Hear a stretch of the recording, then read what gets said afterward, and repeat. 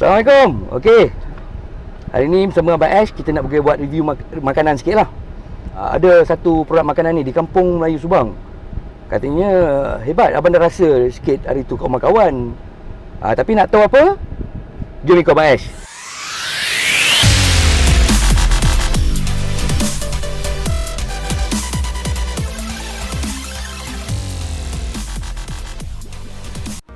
Assalamualaikum.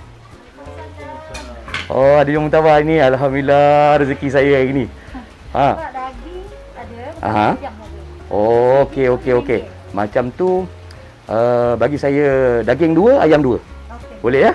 Okey. Berapa lama dah berniaga sini, Kak?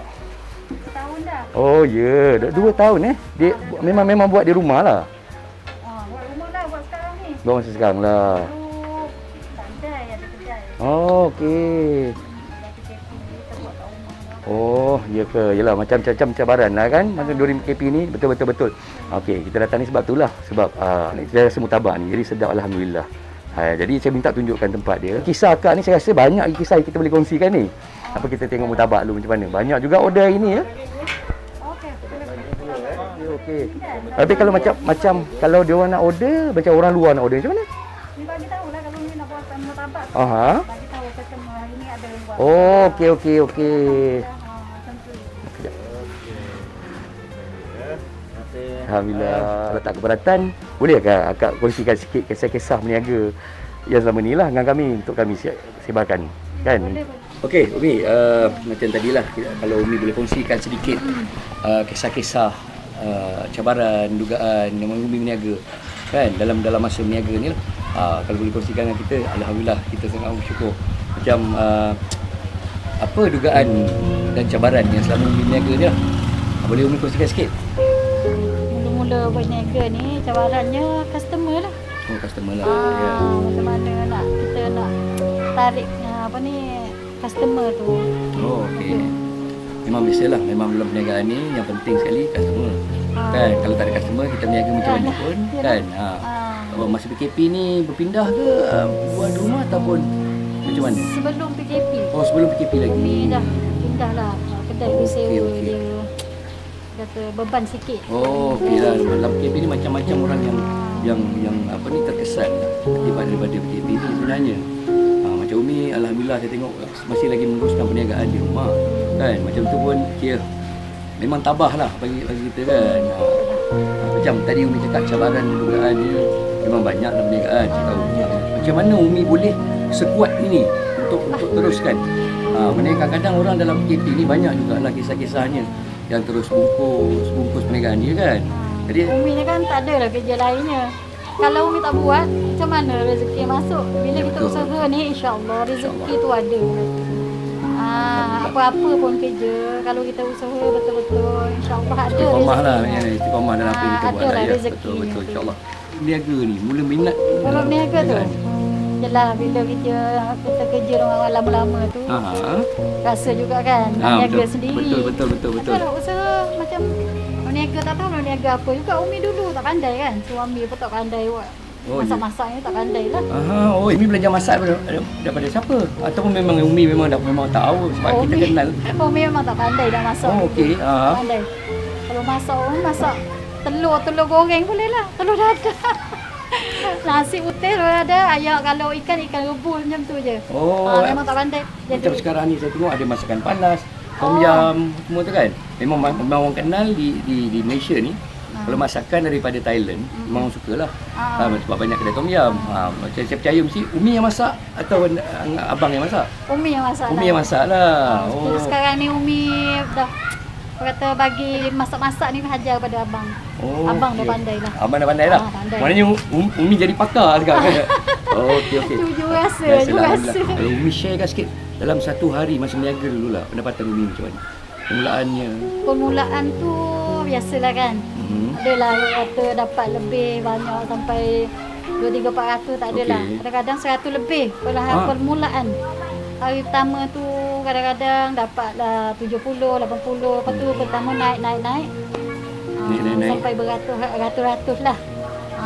Berapa lama dia Umi ambil masa untuk Masa dalam 2-3 bulan jugalah. 2-3 bulan baru juga. nampak hasil dia bertambah meningkat dia Kalau jualan. kalau Umi tak kisah, kongsi dengan kita sampai tahap mana? Mana maksudnya kan? Satu hari pendapatan. Ya, kalau tak Sampai kisahlah kan. Boleh. Apa ni? Daripada mula-mula tu ni berniaga, kena abang kata dengan budak-budak kerja semua kita syuarat lah kan. Faham dengan orang kerja kita ni. Okey. Permulaan kita nak berniaga ni memanglah kita tak boleh harap sangat gaji tu nak penuh. Okey, faham. Tapi janji akan bila kedai kita, niagaan kita, perniagaan kita dah maju, maju dah dikenali. Oh, semuanya bekerja tu memang ikut Umi lah. Memang ikut. Ya orang ni alhamdulillah lah, faham kan? Betul. Tu nak cari macam tu susah juga tu. Macam mana pekerja ramai dulu ke? Masa tu tak ramai sangatlah, adalah 2-3-4 orang. 2-3 orang. Sehingga berapa ramai yang besar? Sehingga besar Saya Berjaya tu 20 orang. Weh, 20 orang ramai weh. Ramai. Kan alhamdulillah rezeki. Itu mesti pendapatan tinggi harian tu kan. Masa tu lepas pada 6 bulan meningkat. Adalah dalam 3,000, 4,000 sehingga 5,000 saya. Ya, alhamdulillah sambutan lebih kan, Umi orang dah belilah kenal. kedai tu. Oh, Umi beli? Beli kedai yang disewa tu. Okey. Ya Allah kan. Daripada permulaan yang biasa-biasa kan sampai Umi boleh membeli kedai. Syukur sangat alhamdulillah. Macam inilah yang kita nak share kan pada masyarakat luar sebenarnya kan. Macam mana ketabahan seorang ibu. Saya lupa nak tanya. Umi cahaya mata lah. Cahaya mata berapa ni? Ada 5. 5 orang cahaya mata. 5 orang. Okey. Itu anak masa yang Umi berniaga tu, anak dah besar-besar ke atau kecil-kecil ke? Anak dekatan 1. Oh, masih sekolah lagi lah maksudnya. Semua sekolah lagi. Maknanya Umi besarkan anak-anak hasil berniaga ni lah. Berniaga. Ya Allah, syukurnya kan. Besarnya kasih sayang seorang ibu tu. Nampak kat situ kan. Susah payah jelah, susah payah kita. Susahlah sikit sebab anak lagi nak jaga. Betul. Berniaga lagi, nak masak lagi. Betul. Yalah mesti anak pun lah pergi dekat kedai, betul kan? Betul macam tu. Tapi tak apa, semua anak-anak sekarang dah berjaya ya.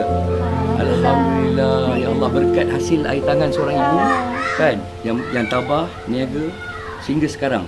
Walaupun dulu ada restoran. Sekarang ni kita tak buat dekat restoran dah tutup kan. Buat di rumah.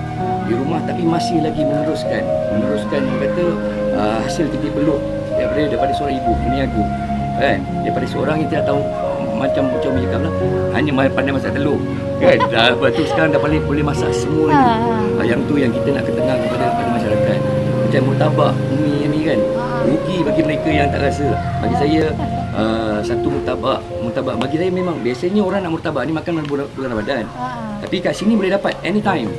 Betul ya? Frozen. Jadi murtabak ni macam resepi murtabak ni Umi buat macam mana? Tu boleh tanya kalau kongsikan sikit. Tak tahu macam apa rahsia murtabak Umi ni? Rahsia dia.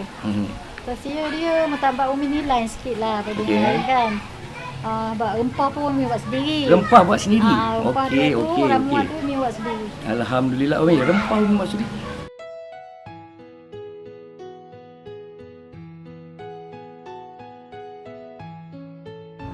Assalamualaikum. Saya nak berreview sikit tentang murtabak Tok Mi ni. First time saya beli memang tak mengecewakan lah rasa dia. Anak-anak dan isteri saya pun suka. Memang power lah murtabak Tok Mi ni. Saya boleh lepas makan habis licin. Kita tengok. Okey, hari ni Faris ada beli murtabak Tok Mi. Ni murtabak frozen. Nanti Faris kalau nak makan, Faris panaskanlah. Okey. So, rasa dia, Faris dah banyak kali dah repeat. Rasa dia tak mengecewakan. Rasa dia menusuk kalbu. Yang paling saya terkesan di hati adalah ketabahan Umi dalam berniaga kan, dan besarkan anak sehingga sekarang. Alhamdulillah kan. Hanya Allah yang boleh balas jasa Umi. Murtabak saya tu dah siap dah tu. Kan? Nanti saya inilah. Ya. Saya tak sabar nak balik bagi anak-anak rasa. Terima kasih Umi, terima kasih banyak. Terima kasih untuk masa Umi sebab mungkin banyak menyusahkan Umi ke, ada yang mengganggu masa ke. Terima kasih banyak. Okey Umi, Assalamualaikum. Waalaikumsalam. Begitulah kisah suka duka Puan Fatimah binti Yahya, atau lebih mesra kita panggil Umi, dalam menjalani kehidupan seharian dan membesarkan anak-anak. Begitu tabah dan tidak berputus asa. Setiap kehidupan maupun perniagaan akan ada cabaran dan dugaan. Apa yang penting, sikap tabah dan perasaan tidak berputus asa dan sentiasa istiqamah dalam apa yang kita lakukan. InsyaAllah semuanya akan dipermudahkan. Bertemu dengan Abang Ash di episod yang akan datang dari DH Media.